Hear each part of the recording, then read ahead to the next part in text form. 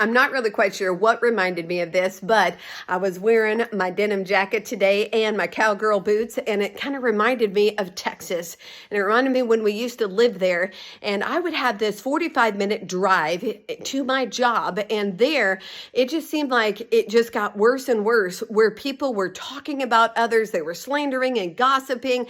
There were the pot stirrers that, like, every day you could count on them to have some type of story about somebody, and if it wasn't at work, it was somebody somewhere else the night before, and they just would bring that drama all into the job. Now, I was not the manager there.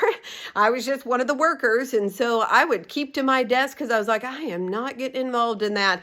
I don't know what's the truth, and I am not going to be a part of that. So I wouldn't, go to lunch with them or break with them because I just didn't want to hear it, because that really kind of changes your attitude, and I just don't want to be a part of that, because I was like, okay, people, this is the kind of stuff that happened in junior high, and I kind of thought that we had grown out of that.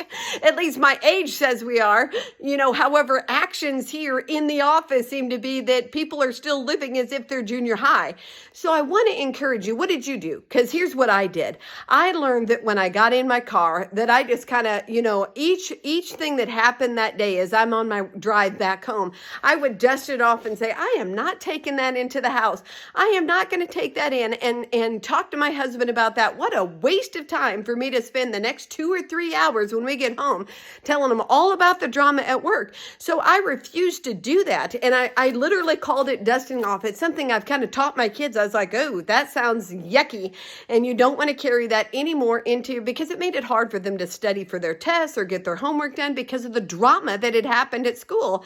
And so I just would help them. And I was like, listen, we're just going to dust that off and we're going to get rid of that. And you're just going to let that go. And we talked about how to do that. So it was important to me that I built a good relationship with my husband and that I wasn't always taking the drama home. It also was when we had children, 5 children, that I didn't want to be bringing that home either and talking in front of them about things that were going on, because I didn't want them to become children that became drama pot stirrers, So it's like, I'm not encouraging this at all. I am focused on, how's your day? Are we going to have a movie night? Are we going to play a game? Do you need help with your homework? Those are the things that I wanted to be there as a mom for them. I didn't want to just be rehearsing all the drama that went on, because I didn't want them to become people of drama.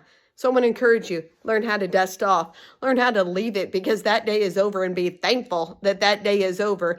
And then you hope for the better day tomorrow, because you're not going to carry any of that back in with you to the office. Thank you.